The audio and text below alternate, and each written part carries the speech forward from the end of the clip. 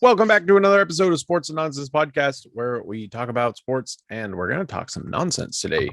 So, nothing really big to talk about for this past week in the NFL because there was no big story this week, thank God.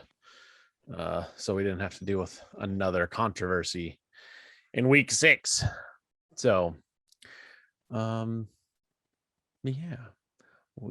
think you are the one that took the lead this week. Yeah, in our coin flip. Considering that, it was basically who's going to win this game type of game. And apparently all the controversy from the week before, the Raiders had nothing to say about it except for put points on the board. So they won last week. The Raiders did.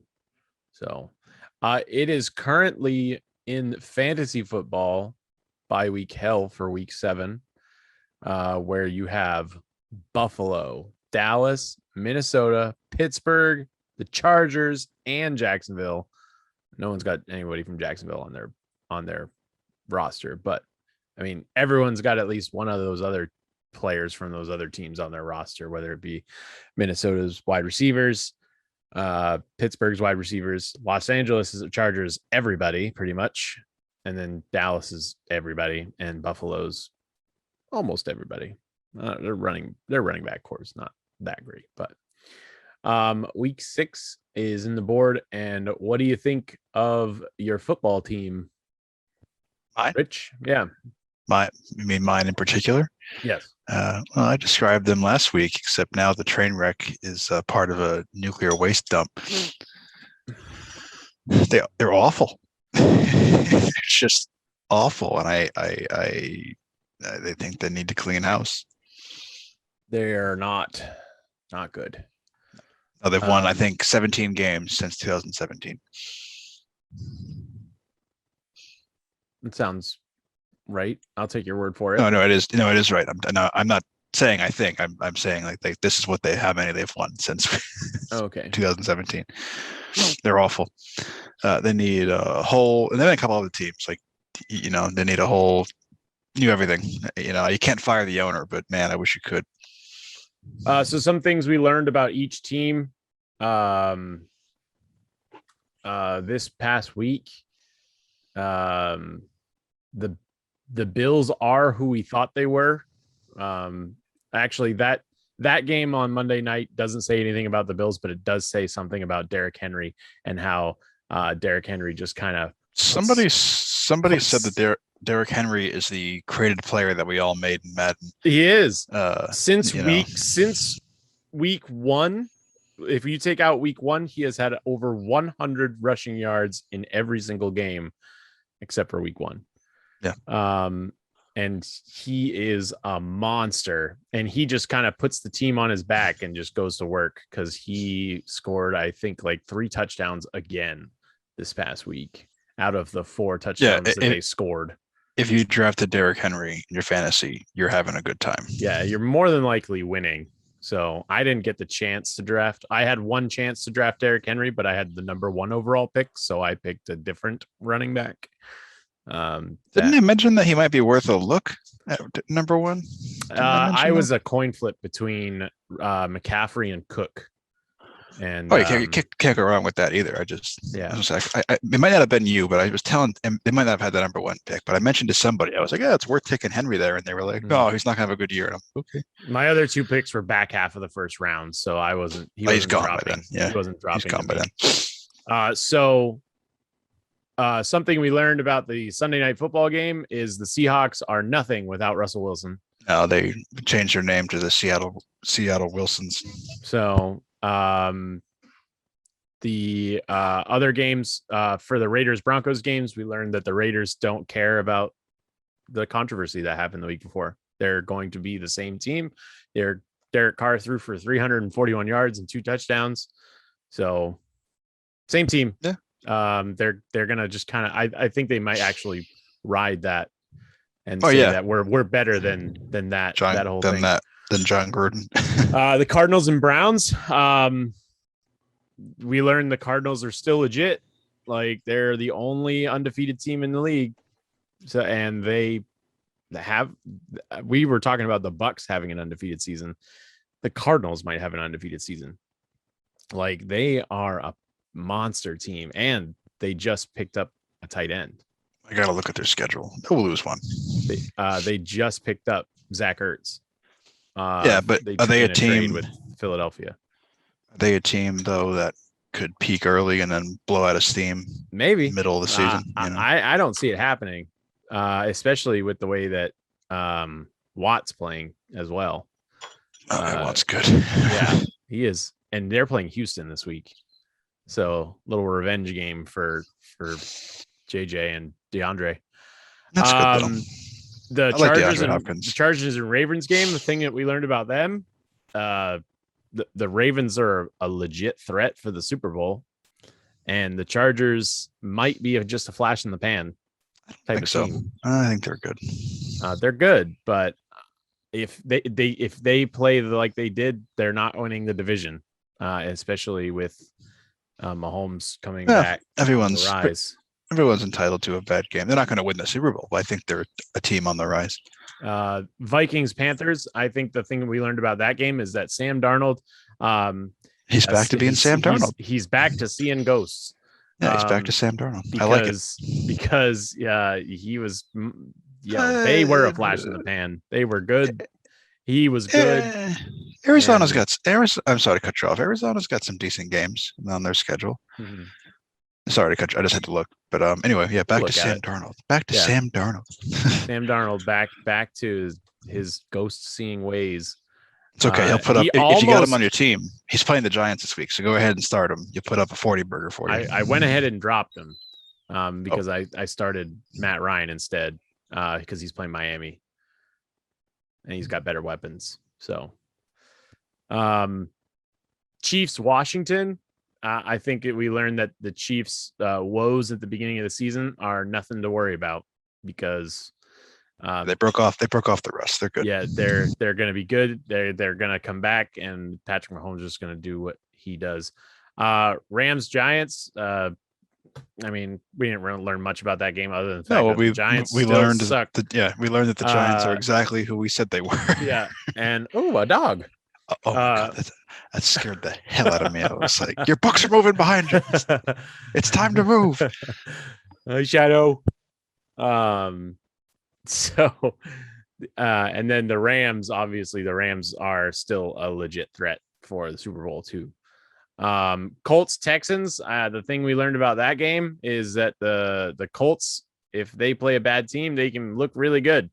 Doesn't say much about if they play good teams, but they're a bad team, Texans. Bengals Lions.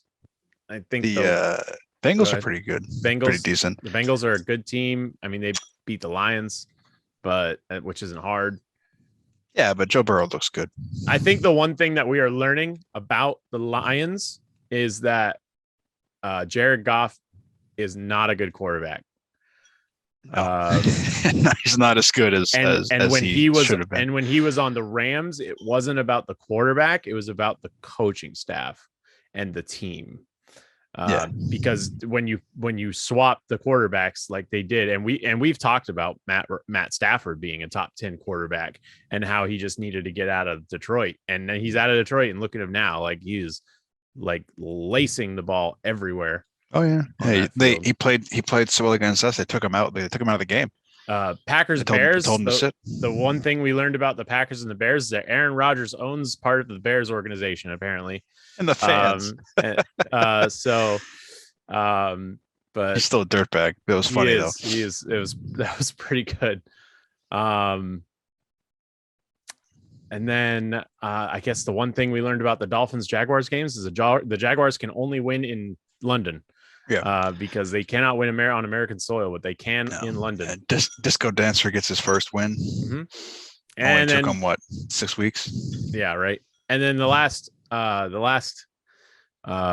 thing that we learned this week in the Cowboys and Patriots game, in my opinion, is that I think Belichick has gotten soft. And he's actually said, like, so there's a couple, I don't know if you've followed this or anything, but who in your opinion had solidified the 2-minute drill at the end of the half and getting the ball back to get double points? What do you mean? So, like, who basically solidified the scheme of getting the ball back right before the half when you are going to be receiving the ball after the second half so you can get double points? So you'd be basically getting 10, 14, 6 points pretty much, you know. So you get the ball within 10 minutes or within 2 minutes. You drive down the field right before the half, you score, and then you get the ball to receive the ball in the second half. I mean, anybody playing Madden knows to do that. Right. But like that wasn't a thing in the NFL until Belichick started doing it. And you mean electing to kick, electing or to deferring to the second half, yeah, and then getting the ball before the halftime, scoring, and then getting the ball at the beginning of the second half, and then going down the field and scoring again. Like that's a Belichick thing. And you gotta execute. And they deferred to the second half. They got the ball with 2 minutes left in this game. You're up 14-10, and you take a knee to go to the second half, and your excuse is, well, we're getting the ball at the second half anyway. How was your offense playing? They were up 14-10. They were good. Oh, okay. But maybe he didn't trust his offense. 10, you just gotta give the ball to Mac Jones. And I mean, Mac Jones got lit up. I don't know if you saw the hit. Maybe that's Greg Gregory put on him. Oh yeah, I did. Yeah, he's lucky. He knew it. Lit up that game. He's lucky he knew what zip code he was in after that one. But like, you perfected this whole thing about driving and at least trying to get a field goal before halftime, and then driving down the field again at the beginning of the second half. And your excuse is, well, we didn't go for it because we knew we were getting the ball at the second half. Maybe. And then the reporters kind of crowbarring in, well, you know, was there a difference in this game? Because, you know, in previous games, you would probably elect to try to get points before halftime. Yeah, so there is a difference. Points. Of course, there's a difference. He's a rookie quarterback. He was just like, oh, we were just getting the ball. Yeah, but he wouldn't say that. He's not going to say that. I know. And you know what? And you know what, Andrew? The man's won more Super Bowls than you. No, that's not true. The man's won more Super Bowls than you and I have orifices. All right, hang on. 2, 3, 4, 5. Yeah. So he can say whatever he wants at a post game. He's earned that right, just like Tom Brady has. They're in the right to say whatever he wants. As arrogant as he is too, he can say whatever he wants. But so I'm kind of trying to get on this thing where I'm trying to crowbar in you into getting to the answer that I want. Yeah, because it's the right answer. Yeah. No, it's not. Yes, it is. No, it's the answer you want to hear. No, it's not, because Bill Belichick's record without Tom Brady is a lot worse than his record with Tom Brady. Bill Belichick is win percentage is 410 without Tom Brady. Okay. And that's bad. Yeah. Which means Tom Brady was the face of that franchise that helped them and got them to where they needed to go. And fire him. That's what I think that's what's going to happen. I don't think they're going to fire him. They have and then fire him, and then you guys can enjoy. No, there's like it was in the 90s again for the next 20, 30 years. I don't think. Well, you do need a GM. Like that now. You got to take the drafting away from him. I do give you that. You got to get a GM in there. And I think they've already started to try to do that, because I don't think he wanted to pick Mac Jones at 15. I think he wanted to go with someone else at 15 this past year, and then take like Kellen Mond or David Mills in like the second or third round. But I think he got overruled by that from some other people in the organization. I don't know. I'm just kind of shoehorning. The only person higher than him would be Kraft, because he is the GM. So Kraft said, no, do that and you're fired. Then you know. But then again, knowing Bill Belichick, he might have said, yeah, okay, I'll call your bluff, and then do it anyway, you know, like. But I just think it's the thing is, like, he's the greatest coach of all time. I'll give him that, but like, you gotta prove me something else. And the nepotism within the NFL is terrible. I don't know what that means. Nepotism is like giving your family jobs. Oh God. It like the nepotism in the NFL, it's littered in the NFL, and it's bad in New England because Steve Belichick does not know how to run. Yeah, him and his stupid tongue. He doesn't know how to run a defense like that. Their defense is they spent $170 million in free agency mainly on defense, and they're so bad. I want you to know something, that I was just doing that and my wife is sitting next to me and she has no idea what context we're talking about. So she just saw me doing that and is looking at me like, what the hell are you doing? So I saw that and I was like, Steve, what are you doing? He's done it the last 2 games. Like the last 2 games. Let me tell you, he does it all the time. Oh, does he? All the time. At practice, you look over and he'd be sitting there. I have to move the camera. Hang on. He'd be sitting there like this, with his arms crossed, and you would look up the foot up to his mouth, and you would see him going like. I think it's like his I'm thinking really hard face, because we all have that face. Yeah. I think his also involves the tongue movement, which is a little bit weird, but you need to get a defensive coordinator in there and make someone the defensive coordinator, because they don't have one right now. They don't have an official defensive coordinator. They have an offensive coordinator. They haven't for some time. They haven't since Matt Patricia. When Matt Patricia left, they didn't have a defensive coordinator. And that was 2016. Brian Flores was Brian Flores was the not defensive technically coordinator. But he wasn't. It was weird when he was there, right? I think he was after Patricia, but he left like the year after Patricia left. Yeah. So he's doing okay. I thought he was. He lost to Jacksonville. Oh, that's not okay. So that's why you light him up and play him. He's 1-5. The only game he won. You and your perfect team should know better than anybody. That's why they line him up.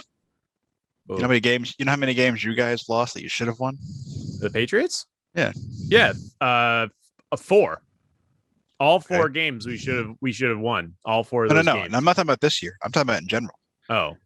So I don't care if they lose to Jacksonville. I don't care if they lose to Jacksonville. Lose to Jacksonville. Can't win it. You're not going to win them all. Because you bring the Cowboy, you bring one of the most high-powered high-talented offenses to overtime in Dallas this week.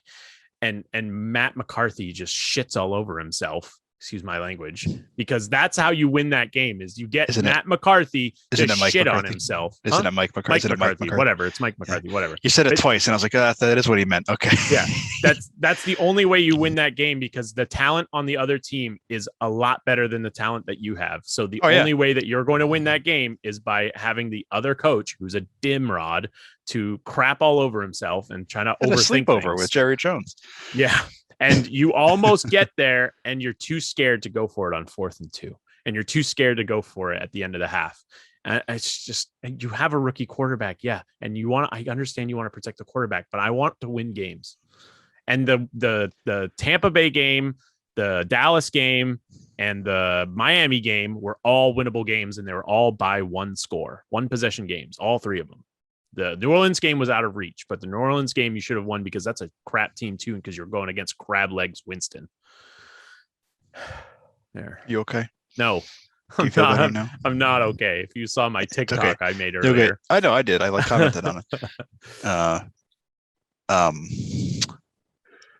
So anyway. Yeah. I was really praying I wasn't going to have to do it this week, because I was like, oh my God, they're going to win. And I'm not going to have to be on the L train this week. And it's going to be a good win for the Patriots, because they're up against Cowboys.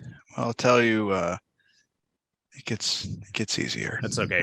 After about 10 years. We're not going to be on it this week. That's for sure. Are you playing this week? The Jets. Better not be on it this week. If you lose to the Jets, let me finish. If you lose to the Jets, that's when you might start seeing the cracks in my armor, because that's what I would call a shrapnel game. meaning that it explodes and somebody's going to get some shrapnel caught in their leg because it's bad.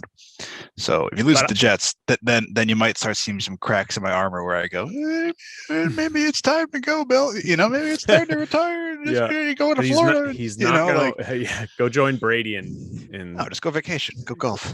Go join Brady in Tampa. But see, here's the thing: I love Bill Belichick, and I always love Bill Belichick, despite the fact that he has the look, the look on his face is the same face of like someone who's trying to figure out who just farted. He's always got that look on his face. But like, I love Bill Belichick, and there's always been rumors like, oh, maybe he'll join the Giants, and I always say no, he doesn't draft well. That's actually come up. He doesn't draft well. I don't want him anywhere near our draft picks. That's come up. That's come up this week about Bill Belichick joining the Giants organization. Yeah. If Joe Judge gets canned, which is trending towards he might. I don't want him to be yet. I want him to have one more year because this year is already lost. And I want to see him with like maybe a quarterback who can throw the ball to his own team. But it's it's a business. They should still fire for my team. They should still fire Jason Garrett and Dave Gettleman. But I'm looking at the rest of the Patriots schedule this year, and it's versus the Jets. That's a win. At Los Angeles Chargers, no. At Carolina, no. Yeah, you should win Carolina. You should. Christian McCaffrey's out. Versus Cleveland at home. If Baker Mayfield's still out, maybe I'll give him a chance. At Atlanta. On Thursday Night Football, short week, maybe I don't know that you should win one of those two games, Cleveland or Atlanta. I'll give them 1-1 for that. Yeah. Versus Tennessee at home, no. At Buffalo, no. At Indianapolis, maybe. Versus Buffalo, no. Versus Jacksonville, yeah. You should. Yes. Yeah. And at Miami, no, because we always suck when we go down to Miami. You got Miami beat you once already. Right? Yeah. So, we usually spill it with Miami, so I'll give them the win. So that gives us 1, 2, 3, 4, 5 more wins. It's not so much, and again, you have to remember. And I know with some of these teams, it's not the case, but you have to remember.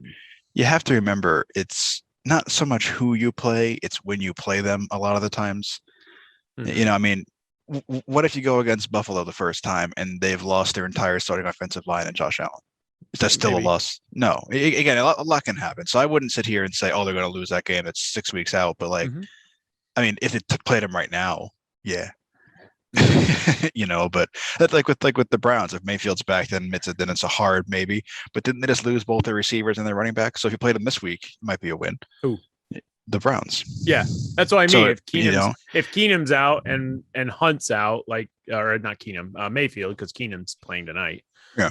But yeah, and then I'm looking at Arizona's because we had discussed about Arizona possibly going. No, they're not going undefeated. They've scored 30 plus points in every single game they played except for one. Won that game too. So they put up 13 points, game. Right? They put 17 points. Put up 17 points and they won. Every other game they scored at least 31. Versus Houston, easy. Green Bay, more difficult. San Francisco. Can we just talk about the dumpster fire that is Houston for a minute? Because I realized the other night that they traded DeAndre Hopkins the same year and JJ Watt, but they traded DeAndre Hopkins the same year that hang on, I'm giving my wife a code. They traded DeAndre Hopkins the same year that he didn't drop a single pass. Yeah. So they saw this and said, right, let's trade him. like what an absolute dumpster Bill fire O'Brien just of a decision that was terrible. Like that's awful. Tickets for Houston games are as low as $17 at Houston. $17. Houston, or the Jets visiting the Houston Texans at 1:00 in the afternoon. $17. I'll go watch my team to beat up the Jets 1 week. They might win. You never know. Shit, that's a good game to go to. Have a 20 burger on it. Go and get the most expensive game is at San Francisco. It's $51. Gross. Yeah. So, and that's probably San Francisco's cheapest game. And then I want to see, because on the other side of the Arizona Cardinals going undefeated, The Detroit Lions will possibly go defeated this year. I don't see them winning any of the rest of their games. They've got the Rams. Dan Campbell. Yeah, they've got the Rams, the Eagles, the Steelers, the Browns, the Bears, the Vikings. Could beat the Bears, the Broncos, the Cardinals, the Falcons, the Seahawks, and the Packers again. See, they'll win a game in there, like against Pittsburgh. They'll beat Pittsburgh. You know, because Pittsburgh always loses the trap games. It's after the bye week. Pittsburgh's not good.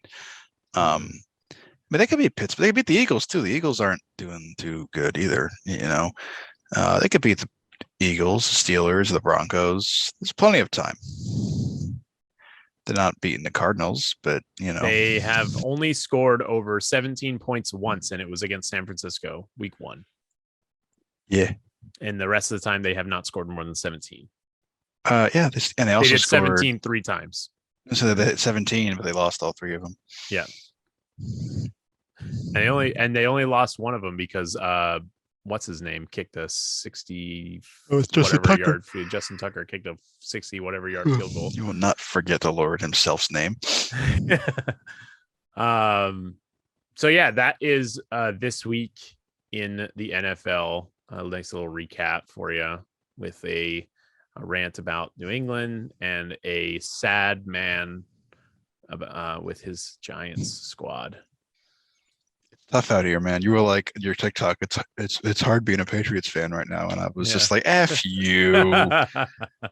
I don't even react emotionally anymore like you do. I the reaction you just had is ones that I used to have, and now I just watch. It's hard, man. You get 20... see the score, and I'm just like, oh, whatever. I was 11 when the Patriots won their first Super Bowl, so like I've really only remembered them being good. So I've had a mix. I've had the Giants be great. I've had them be okay. I've had them be bad. Then I've had them be great again. So right now we're in the wilderness. It's going to be a while. Yeah. So I've had ups and downs with all sports, but primarily for football, I've always look at ups and downs. That game last night was a major downer, huh? Oh, the Red Sox? Yeah. Yeah. Jesus Christ. Yeah. They looked really good when they were hitting grand slams 2 nights in a row, and then they lost 2 in a row. So now we're going back to Houston down a game, and we're probably not going to win. So I didn't see us beat Houston anyway. So I mean, I did after game 3. After game 3, we're scoring 12 runs a game, and I'm like, all right, let's go. We're going to win game 4. We're going to go up 3-1. And then we're probably going to lose game 5, but we'll go back to Houston up a game. And we just got to win one of those 2 like we did the last time. Nope. Now we got to win 2 in a row in Houston. Not what are they? They only need to win 1, right? Yeah. So yeah, not looking good for Boston. No, which is upsetting because I thought they were going to get it. I thought it was going to be a Braves Boston Super Bowl or World Series. An interesting Super Bowl. An interesting Super Bowl with the Boston Red Sox and the Atlanta Braves. So weird athletes, but they'll make it work. Is she coming? Yeah, are you ready? Or? Yeah. I'll let her know. All right, so we're gonna move away from sports because we haven't talked about some nonsense in a while. So we're gonna do that, and we're actually gonna bring.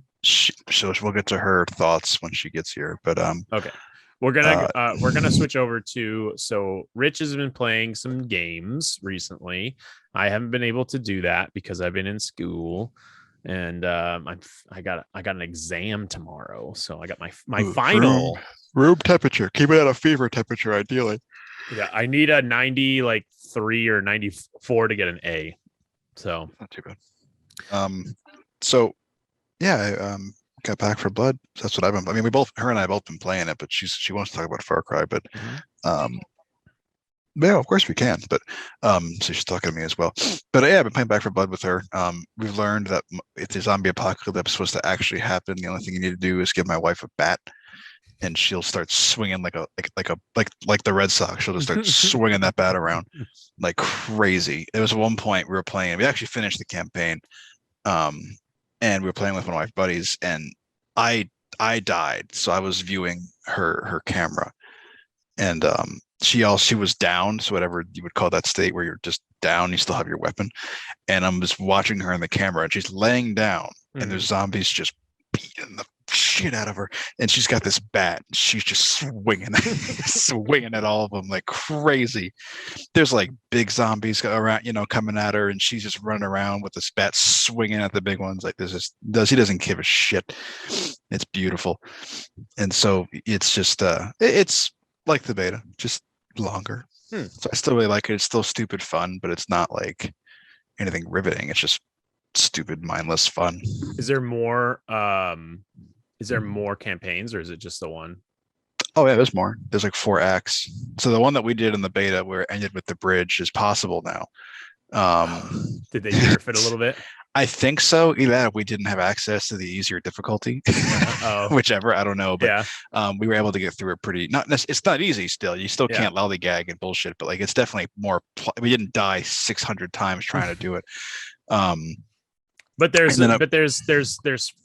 8 acts in the beta. There was 8 acts. There was 4. No, there's 4 acts. There was 4. It's split into 4 acts. 2 acts. Oh, so now it's split into there's 4 total acts, and there's, I want to say, 8 parts in Act 1. Okay. And then Act 2. So when we played the beta, we had the first 4 of Act 1. Oh. And then we had, I want to say, the first 2 of Act 2. I thought it was 4.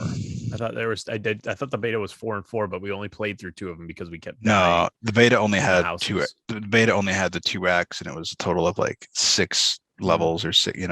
I mean, they're all pretty much the same as back as just start here, end up there. It's all the same formula. But now there's they have all like the special infected are obviously out and about, and we've learned that there's 2 different types of infected that weren't in the beta. The snitch, which is like they scream and that kind of alerts the horde. And it doesn't matter what you do, they're doing it. Oh, hello, doggo. He's looking at you like, oh, hello, person. And then there's also what's called the hag, which is. I heard the hag. I've heard about that. Oh my God, it's no thank you with the hag. It's the way it moves, and it has like it's like the witch. The way it moves, and it has its own music that plays when it's near, and it definitely one shots you. So if you get caught by it, it eats you and devours you, and you die like the witch. But you can, it's weak spots on its back, but man, it's so unsettling the way it moves and the music, and like you'll hear it and everybody stops and goes, "Shut the fuck up! Where's the hag?" Like it's just no fun. Our good friend of ours we were playing with, we were in a maze, which is the best place to be in a zombie apocalypse, and he ran off. He ran off in his OFP. And I'm like, there's a hag in here. And he's like, you'll be fine. And I turn the corner, and like a house maze or like a corn maze, like a hedge maze, like a hedge maze. Yeah. And I turn the corner, and there's the hag, and I go, ah! And it just eats me. And then him and my wife are on opposite ends of the maze. She's got her bat. She's just swinging. She don't care. and he's got his shotgun just running around, like just giggling, like a schoolgirl. But it's fun. Like I said, it's mindless, stupid fun. That's great for, and it's like, it reminds me a lot of Sea of Thieves in the sense that it's very much more of a social time than it is like a gaming time, Like it's just stupid fun. You get your gun, you get your super overpowered Desert Eagle with an ACOG on it, and you just go to town. It's no big deal. We did also learn since the beta, they've definitely nerfed a lot of stuff like that. Like the auto aim isn't as strong as it was. Oh, that's lame. So you have to be more careful. Yeah. But there is some situations where it's still kind of buggy, where it's almost like it forgets that it got nerfed, because I'll pull down the left trigger and it'll like click on to the zombie that I was pointing at initially, but then another zombie will like run across my scope, and the scope will just attach onto them, and it'll pull my character like this way, and I'll be like, no, I want to go back over here. Like it's a little bit buggy still, but it's pretty good. Oh, good. And how is Far Cry? Well, she'll get into that once she gets on. She's getting the oldest in bed, but okay. From my point of view, and she'll do most of it because it's funny. It's not good. Oh, not that good. So it's not what I've heard, because what I've heard is it's as good on par with 3. No, absolutely not. That's not good. How is she wants us to wait? She's yelling at me right now. She's got a pen in her hand. So if we don't wait, she's silly and she'll stab me with a pen. Well, I want to ask about Giancarlo. What are you doing? Oh, the villain? Yeah, how is Giancarlo Esposito? He does a good job acting. Yeah. You know, he's a good actor, you know. Sorry, put the kids to bed. What, Shadow?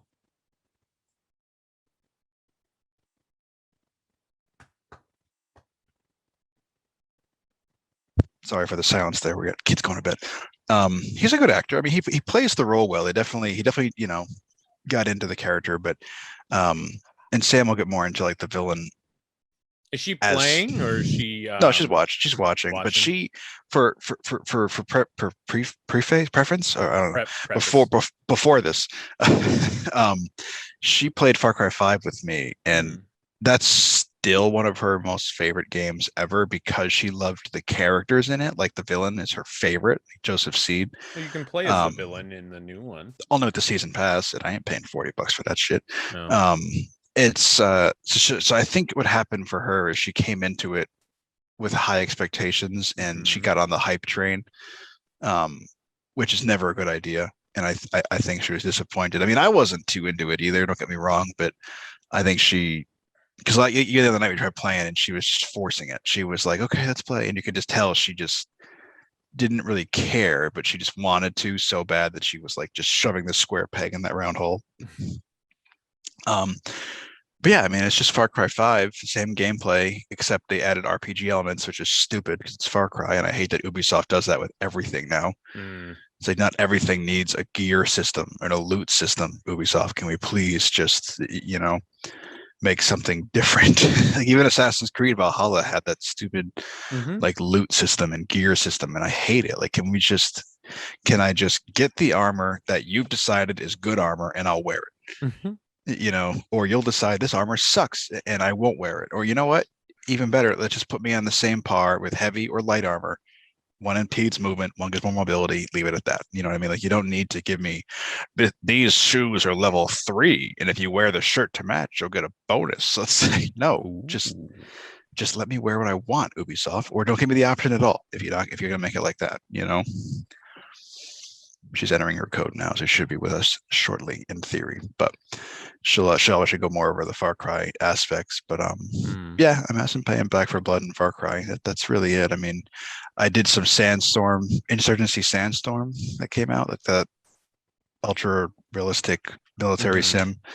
And it's pretty good. It's fun. You know, again, one of those things better with friends. Like I think I texted you about it, but it's just, you know, it's there. It's downloaded. I almost got hell let loose because it looked like awesome. I love World War II shooters. But it's ultra realistic in its sense of like you literally will run across the map, maybe not see a soul and get sniped, you know, and it's like, this was worth $40, so I didn't buy it. But I think she's logging in theory now. She's got her phone, so I'm not sure. Oh, here she comes. So all right, so yeah, I don't know how this is going to look on YouTube, so we'll see how that goes after. But Sam's joining us now to talk about Far Cry 6 because she's a big fan of Far Cry. So what do you think so far? Well, I returned it today. Oh. How did you return it? Well, I traded it in. Traded it in. I didn't return it. So you're completely done with it then. You both are. We didn't even finish it. That's actually surprising. I was expecting more finishing it and then trading it in. No.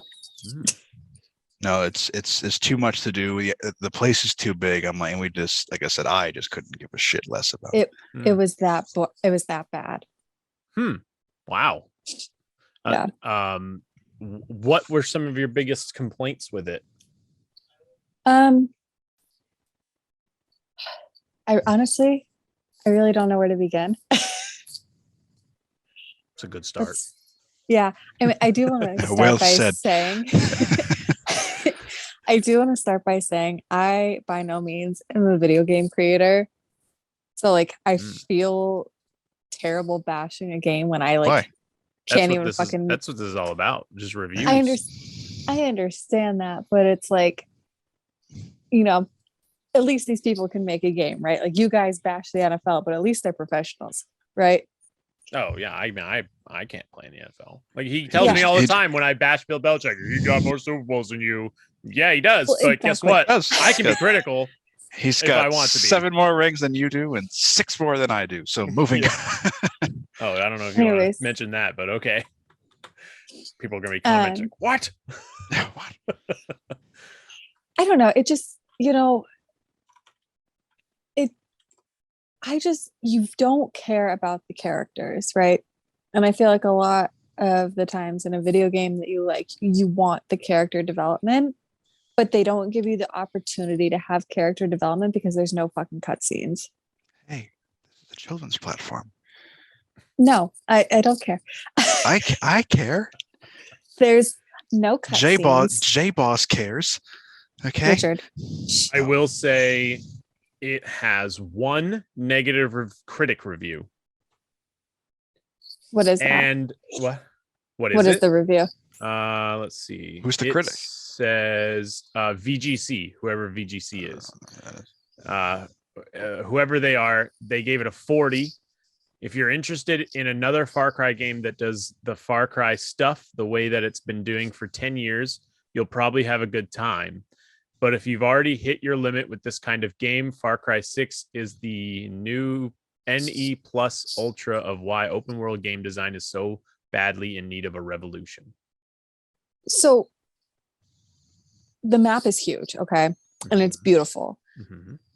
It had it's an Ubisoft game. You know? Yeah. It had so much potential to be so much more, but they just did so poorly. To put it in perspective for you, Andrew, or anybody else, it could have been Far Cry 3. Right. But they blew it. I'm trying to find a well-known I think it got pretty good critical reviews. So, you know, Sam was excited and I was excited. And then we got into it. And the more we played it, the more I think we both realized, like, this isn't, what are we doing? What are we doing? Like, why are we doing this? You know, like, you have no idea what you're doing. There's no guidance. The cutscenes, like, I like watching Rich play a story-based game because I feel like I'm watching a movie, right? And I can understand what's going on. I literally had no idea why we were stealing a fucking plane for Philly. Who knows, you know, why he does the things he does. You know, he's so, and the characters are just so obnoxious. Well, like, and I get it. It's the culture. So for Sam, no, don't touch me. It's my podcast. So for Sam, you know, saying like she doesn't understand. And usually, like, I'll have to, you know, and when she says that, like, I'll explain, oh, this is what you missed, or this is what the context you're missing, or maybe you're just not following. There were several times where she would say, "What's going on?" and I would look at her and go, "I don't know. I'm just they told me to come here, so here I am." So it's got a 75 on for critics. For user reviews, it's a 4.8 out of 10. Okay, which is not good. No, it's not. The only reputable source I could find that is a critic review is from Polygon. It doesn't have an actual rating yet. Polygon's pretty good though. It doesn't have an actual rating yet, but it does say Far Cry as a whole is frozen in time. The few mechanical additions in the series' latest entry doesn't show much improvement over what Far Cry 5 or Far Cry New Dawn have already explored. And if your interest lies in the search for any semblance of proper representation, you're better off looking elsewhere. Very few examples in recent years have been able to shake the norm, and if Far Cry 6 is any indication of what AAA publishers can do with a Latin American setting, painting it more as window dressing than an actual picture worth celebrating, I would rather not see another one try. Yeah, I can see that. Yeah. You know, when we played Far Cry 5, it was so good. Fantastic game. Mm-hmm. The characters had so much development and you really got to like know who they were. And to the point where you almost cared that the villain was sad when his family died, right? I'm not afraid of the villain in Far Cry 6. I feel bad for his son because, he's 13 or whatever, but you don't get much time with them. It's not scary. Like, you're not scared going out into the open world to go back and forth to a mission. There's nothing feared. Whereas in Far Cry 5, it was almost a familiar setting to like where Rich and I live. So it was eerie because you could put yourself there. I think in 5 too, like they didn't give you as much firepower right off the bat. So like you weren't necessarily afraid of the enemies, but you had to be more cautious in your engagements. Yes. Like in Far Cry 6, dude, they just let me out in the world and I was like, cool, a base. And I just walked right in the front door and started blowing faces off and nobody stopped me. And by comparison, Far Cry 5 received an 81, which is 5 points higher and a 6.8 user score. So better all around. About a 2.4 better user score. Yeah. I liked 5. Five is my second favorite in the whole series, I will say though, also not made by the same developer. I want to point that out right now. Far Cry 3 was not made by Ubisoft. 5 to Far Cry 6 was not the same developer. That's interesting. Who's the developer? So the developer for Far Cry 6 is Ubisoft Toronto, and Far Cry 5 was Ubisoft Montreal. Interesting. I think that's the same. I think Toronto made Assassin's Creed Unity, and that was also a dumpster fire at launch. I don't know though. That's interesting though. I hate that Ubisoft does that. Like that'd be like EA giving like visceral games the keys to Mass Effect. Like, hey, BioWare, I know you guys have been making Mass Effect for a while, but we're gonna give it to somebody else. Why? Just cause. Well, I mean, it's made. It's under the same Ubisoft umbrella. It's just made by a different developer. Yeah, but even the Assassin's Creed games are made by different Ubisoft developers, and they're all different based on who makes them. They have similarities for sure, but you can't have the same. You can't have the same developer make the same series every single year or every single couple of years because it takes like 5-6 years to make a game. So what? So what? Give me 3 to 4 years in between. Call of Duty does it with 3 developers? Yeah, and they give me the same effing game every year anyway. So take 4 years. Montreal actually. Was it? It was. Okay. I liked Unity at launch, but compared to what they sold us, it was not what they sold us. You know what I mean? No. I'd also like to point out that, Far Cry 6 was delayed because of COVID-19. Oh. It was delayed 9 months, I think, 6 to 9 months. They have had multiple opportunities to improve the game. This was Ubisoft's Toronto's first game since Starlink Battle for Atlas. And the only game that they gave them Far Cry? And the only game they did it before that was Tom Clancy's Splinter Cell Blacklist. Oh my god! Oh, so Blacklist they've only is made the worst 3 one games in the series. They've made 3 games: Blacklist, Starlink Battle for Atlas, which was that stupid toy game that you can get, and Far Cry 6. So they gave the keys to one of their biggest franchises to an inexperienced developer, which I hate saying because you got to start somewhere, but maybe give them. I don't know, a season in Rainbow Six. Got good reviews. Yeah, but it got a good user score too, 7.8. Yeah, but Blacklist is known as the redheaded stepchild of the Splinter Cell family. It's good. It's a good kid. It's just not as good as Chaos Theory. I don't know.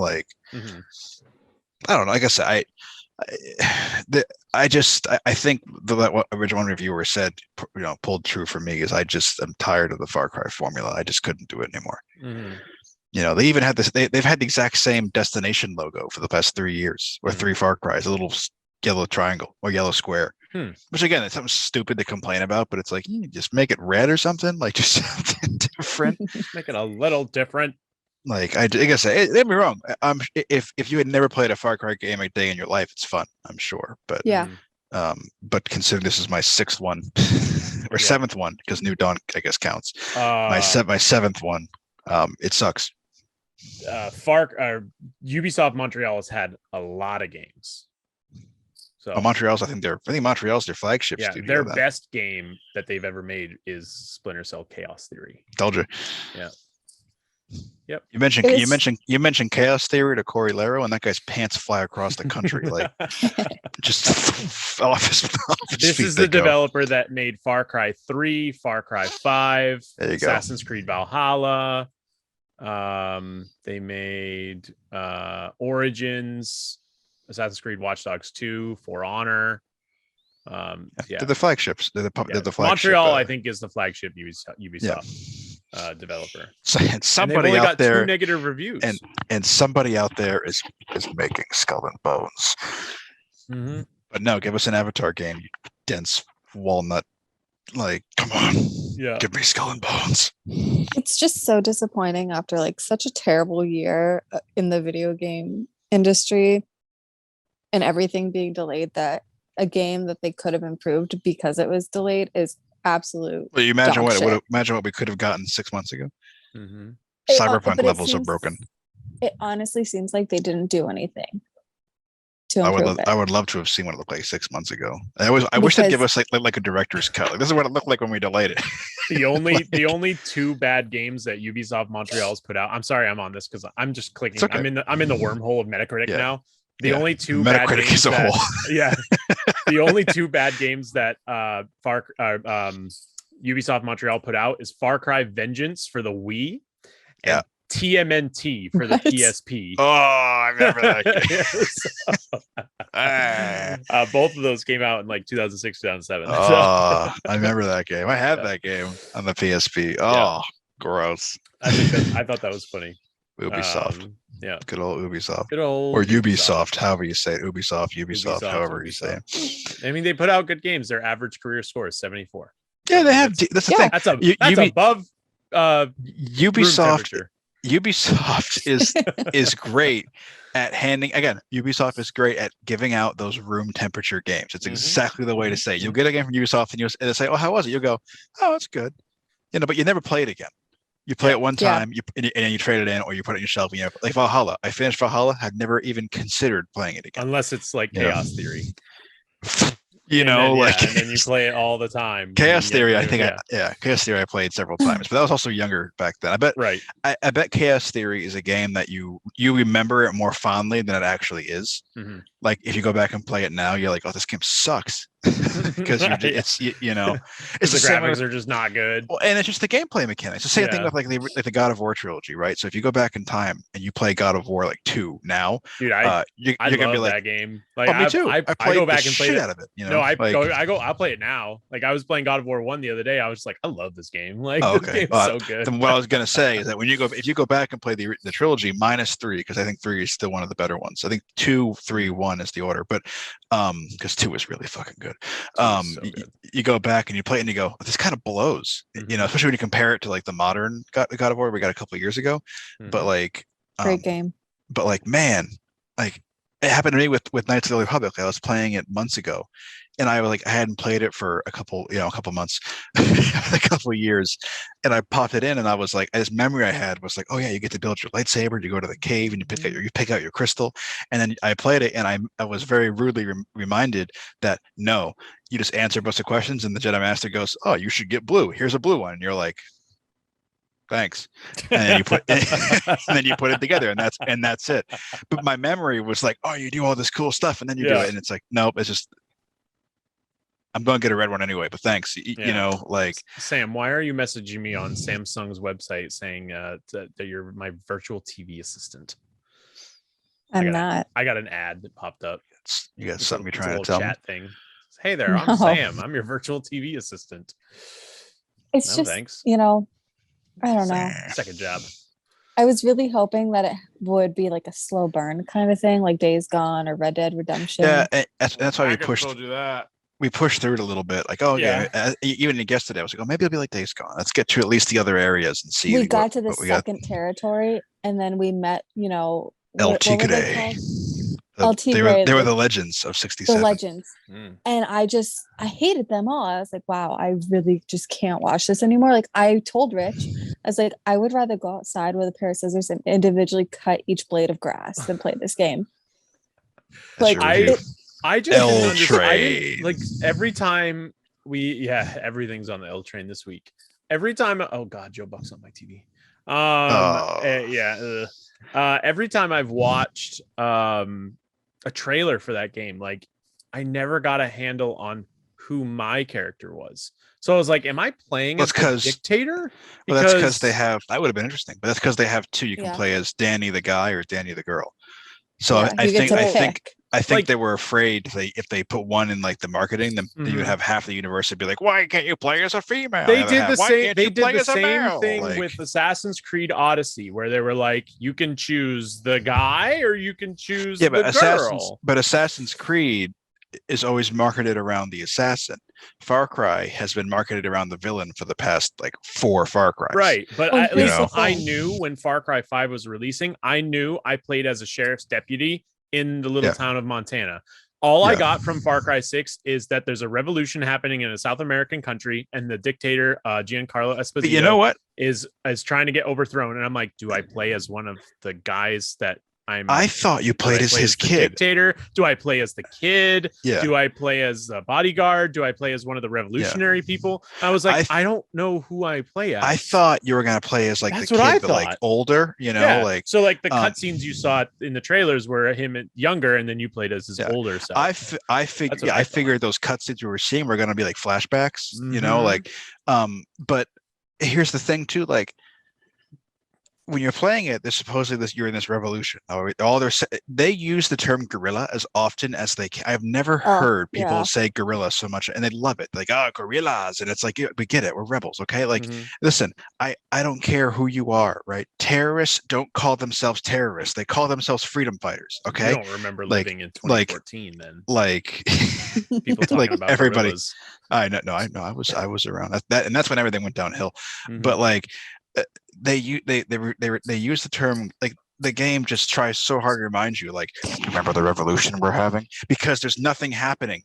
Like, you walk down the street and this usual Far Cry chaos, the crocodile walking across the street attacking a chicken which is getting attacked by a farmer. Like, it's madness on the Far Cry streets. But like, and then here comes PETA wanting to cancel Far Cry because of a cockfighting mini game that's in the game. Oh, and for the record, I picked the Browns tonight. Wait. We haven't done those yet, but I know. I also picked the Browns tonight. Okay, hang on. The Broncos are doing. Yeah, I'll take the Browns. Anyway, starting now. About to kick off. Yeah. At no point in time did I think that there's a revolution going on. No, because it's so calm. But you can like capture like checkpoints, which is a nice feature. But here's the thing: I figured, based again on the marketing, because I know you can like walk through cities and they'll like ID you and shit. I figured like we can drive through checkpoints. You're a freedom fighter. You're supposed to blend in. No, the second you drive to a checkpoint, they immediately open fire on you. You get like a half second of that little bar that fills up. Like, oh, they see you. They start shooting. Oh, it's like Assassin's Creed then. Yeah. So I figured, cool, spotted. Checkpoints. Like we can roll up in your car. They're going to ask for your papers. Hey, here's my papers. Okay, cool. And you're going to walk through, because you're a rebel. Yeah. No. But anyway, so you can capture the checkpoints or the outpost, a la Far Cry, everything. I was going to say similar to the Division. No. Oh, no. The Division, you could do that. So you capture these checkpoints or these outposts. The outpost capture thing has been a Far Cry staple since Far Cry 3. So now, typically, you capture these outposts, and they're just there. They're outposts. You can fast travel to them, but there's no real significance. But now, the checkpoint, right? The checkpoint. If you capture the checkpoint, it becomes controlled by Libertad, the guerrillas. And I'm sitting here, and you're a veteran, I'm a veteran, and I'm sitting here being like, there is no way on God's green earth that a dictator would allow rebels to take a checkpoint. And even if they did, there's no way he wouldn't roll up there with like 15 tanks and take it back. And I'm sitting here and like, and this dictator is just sitting in his little city talking about, the guerrillas. And I'm like, then do something about it. And every now and then you get a little pop up. They'll go, oh, FDA presence has increased. You're going to see tougher soldiers on the map. And they're not that much tougher. They just have higher health. Yeah. Like it's the same thing. They just have more health. And it's like, I'm like, dude, you are a dictator. Send like 15 tanks down here. You know where we are. Send like 15 tanks. Use some aircraft or whatever and just blow us into the next atmosphere. Like, what are you? And I understand that's not how it works in real life either, but like, they captured your checkpoint. They have it because they painted it blue. Like, it's bring some tanks down there and repaint it red. Like, anyway, I could rant about Far Cry for the next hour, but it's a shame that it wasn't as good as it should have been, because it could have been Far Cry 3, like reincarnated, you know. He doesn't give a shit anymore, Sam. Log off. Well, no, I'm just like, I've lost my train of thought. What was I going to say? Oh, yeah. It's just like, I understand it's a video game and it's not supposed to be, you know, realistic, but it's not realistic at all. The gaming logic in it is a little bit absurd. Like, yeah, enemies will spawn constantly just outside your radar. So when you're being chased by the special forces, you have to hide and escape, but you can't hide and escape when they spawn just outside your radar. And even if you hide, they just find you. Like, there's no point in hiding, because it's like they know where you are. So it's like, why even make that a feature? And if you kill 5 dudes, it's like, oh, special forces are after you. It's like, well, where are these special forces when I took your checkpoint 15 minutes ago? Right. You know, like I said, it's just that they missed a huge opportunity. They had a nice fastball on the middle and they whiffed, you know. And that's that. But good thing we already got that pick in, because people might have thought we were cheating, although we didn't tell them what time we were recording at, so we could have just kind of. I said, hey, they're starting soon when I made the pick. Well, they're already at the Browns are already at the 4. So good. I'm glad I picked the Browns then. You want to do the picks then? We can go. Yeah, we'll get the picks done, and then I will get the video rendered.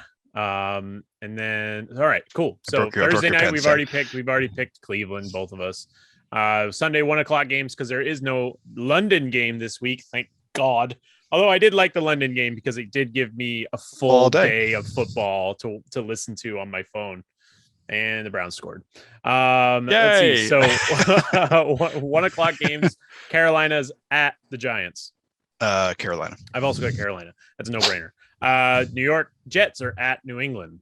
New England. You effing better beat the Jets, man. So, man, that's so sad. we both got shrapnel games this week, because the Giants lose to Carolina. I don't know if Jason Garrett's still going to have a job on Monday morning. True. Yeah.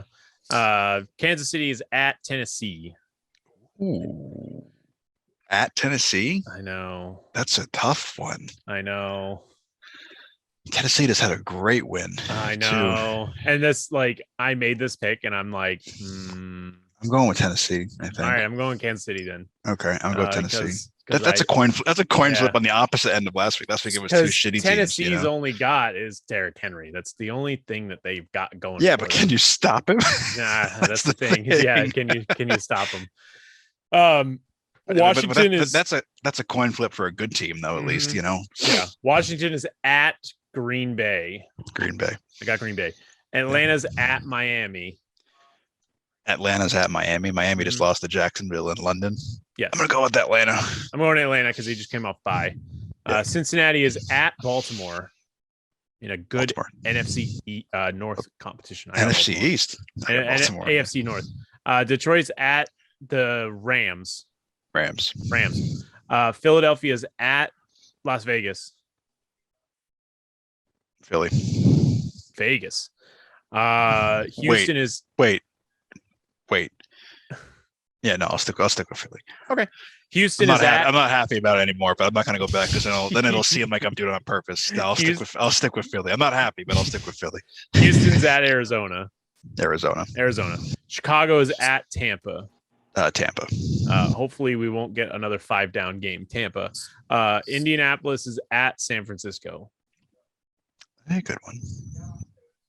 I'm gonna go with San Francisco. And finally, Monday Night Football. I didn't go through any of the other time slots, but Monday Night Football, New Orleans at Seattle. Russell Wilson ain't back yet, right? New Orleans. Damn, I picked New Orleans too. All right, that means we have to pick a tie-breaking score because we only had two different. So yeah, but I'm not happy about Philly. I can just pick Vegas and we can just go with the one again. Like, I'm not happy about Philly, but we can stick with it. Good tiebreaker. Maybe Tennessee and Philly will win, and you'll go up 2 points. I win out. You'll go up 2 points. So I am going to go with 36 points for Monday Night Football. New Orleans and Seattle. bitch. What? I was gonna say 36. Gotta go to the low end because no Russell Wilson, no Drew Brees. It's Jameis Winston against Seattle's defense. I was like, that's not gonna be high scoring. Yeah, or it could be. Or it could be Seattle's defense. Like, I'm gonna be a bitch and say 38. Just okay. So that way, if it hits 37, we can just dang it. It's a tie. We can just mulligan for the whole week. All right. Well, that just about wraps up a good episode. A good episode this week. We talked some sports. We talked some gaming. Always good episodes, you jerk. Well, some episodes have been worse than others. Some episodes where we don't have. Yeah, we don't have our co-host. Co-host. Yeah. So each week you can listen to Sports and Nonsense on the Spotify, iTunes podcasts, or CastboxFM apps. You can also watch the video version of the podcast. I'm not sure how the layout's going to be this week, but we'll figure it out. It does it automatically when I put it in the editing software. On the Name Pending Productions YouTube channel, check out also, because it is on the apps, the Filmmaker's Basement, which is another podcast I'm doing with Brandon, who's a guy that Jimmy knows. We talk about movies and stuff. I've been seeing a movie every single week, and here's a I watched Squid Games, and I forgot to tell you I watched something. Oh my god. Next week we got to talk about Squid Game. I forgot to tell you that I watched something. Oh my god. I watched Squid Game like 2 weeks ago. The best part is that's when I watched it. Oh god. The best part is I watched it, and I watched all of it, and I was like, I gotta tell Andrew about this, and I totally forgot. Yeah, no, I just figured I didn't bring it up because I figured you didn't watch it. No, I watched it. What a weird show. Oh god, I loved it. Honestly, I only watched it. I only watched it because I could watch it in bed with the volume all the way off because I couldn't understand them anyway. So the subtitles are helpful, Like I only watched it because of the TikTok. Like I saw it all over TikTok, and I was like, I gotta check out the show. So I discovered. I was like, I'm not gonna watch it. It's a TV show. It's 8 episodes, and I was in bed one night, and I was like, fuck it. And I was like an episode in, and I was like, it's a good. Hang on. It's a good show, man. Like I was that was a good show. All right. It was all right. Good. Like I made me go, that was all right. Like I've never seen way better shows, but like it kept. I watched the whole thing. It kept you on the edge of your seat. It kept you wanting to watch the next episode. Every time an episode ended, I'm like, I gotta watch the next episode. And there was one time where I was like, I gotta go to work, but I want to watch the next episode. # justice for Ali. Oh hell yeah! Like that was the justice for Ali. I want Ali back. I hated that dude. And Squid Games 2. Give me Ali. Bring him back. Yeah, Sun Woo, that dick. F you, Sun Woo. Oh my god! Like I was so glad he died. Spoiler. Hey, Andrew. Yeah. Can I let you know another spoiler about Far Cry? Sure. I'm not gonna play it. Okay, Far Cry spoiler. 6. It ends with Juan Cortez talking to Vaz. So it happens before Far Cry 3. Which is bold. I don't know who that is. Like it's bold because Far Cry 3 came out in like 20 because it came out in like 2013. So now you're implying that Far Cry 3 took place way later than it actually. Or Far Cry 6 takes place way before you think it does. It doesn't. Takes place in 2021. We Googled it. Does it really? Yeah. Yes. So now now they're implying Far Cry 3 takes place 2022 or 26 or 20, which is ridiculous because it clearly has 2013 technology. Cell phone's huge. Mm-hmm. That's the thing. If Far Cry 6 is taking place in 2021, how come they're so fucking filthy? Why aren't they taking a shower? Third world country. It's supposed to be like Cuba, right? Yeah, it's Cuba. It's Cuba. It's a third world communist embargoed country. Yeah. So you're telling me that these people can't go bathe or wash their clothes in the million water bottles you scale? No, they can. They can absolutely. They have showers in Cuba. Yeah, they have showers. Dense fuck, but like, you just said it's a third world country. No, I didn't. Andrew did. It is a third world country. Cuba? Yeah. Cuba's not a third world country. Somalia is a third world country. Cuba's like a second world country. Whatever. I mean, it's still like Somalia is a third world country. It still has people you cannot leave. It's communist. It's all like everyone gets the same stuff. Like it's like Russia, but it's Latin America. Russia's not communist. I'm telling you, the social studies teacher is telling you Russia is not a communist country. Might not be Not anymore, anymore. but it used to No, be. I think now it's a federalist something. Yeah. I was just saying, because it used to be. That's the whole thing. It's it collapsed. The Soviet Union communist collapsed. Russia. Soviet Union collapsed. Yeah. All right, fine. China. Whatever. That's how we got Ukraine. It's Latin American China. Yeah, sure. Yeah, that works. Or North Vietnam. Or there we go. No, that's dictatorship. No, North Vietnam is communist. It's a dictatorship. Well, it's all Vietnam. All Vietnam now is a communist. Oh, Vietnam. Oh, yeah. I was thinking Korea. And, No, North Korea is a dictatorship. Fascism. Yeah. and the Far Cry Yay. 6 just ends with the dictator killing himself. Oh yeah. So I spoiler. thought you didn't beat it. No, Did you just watch it on she YouTube? YouTubed it. Yeah, she Oh. Googled it. Oh no, she didn't think she just read it, right? You didn't even watch it. Just read it, right? No, I couldn't care to watch it. Yeah. And he kills his son. Oh. So it's not even Yeah. like, because I told her I'm gonna have to put told her, major spoilers in this. Oh, yeah. I told her- in this one. yeah, for Far Cry 6. I told Yeah. her, I was like, you typically Far Cry has like a bittersweet ending because it's just the dark, and so she looked it up and I was like, oh, Ooh. that's kind of stupid. Like So you would have done all of this bitch work for nothing. just for him to kill himself. Yeah. Yeah. It's how it normally goes, right? In a video I game. do get- I do Yeah. appreciate A lot though of how in they real life, did- in real life, that one time in the 40s though, Mhm. did an awful No, lot I of work do- for that guy to kill himself. I do appreciate how they made it a prequel to 3 though. Like I think that's cool. But now they'll remake 3 and ruin that for everybody else too. Hopefully, not that developer won't. Maybe Montreal will. Get back. Hey, listen, just remake the one you had, but do Yeah. it the same, but different.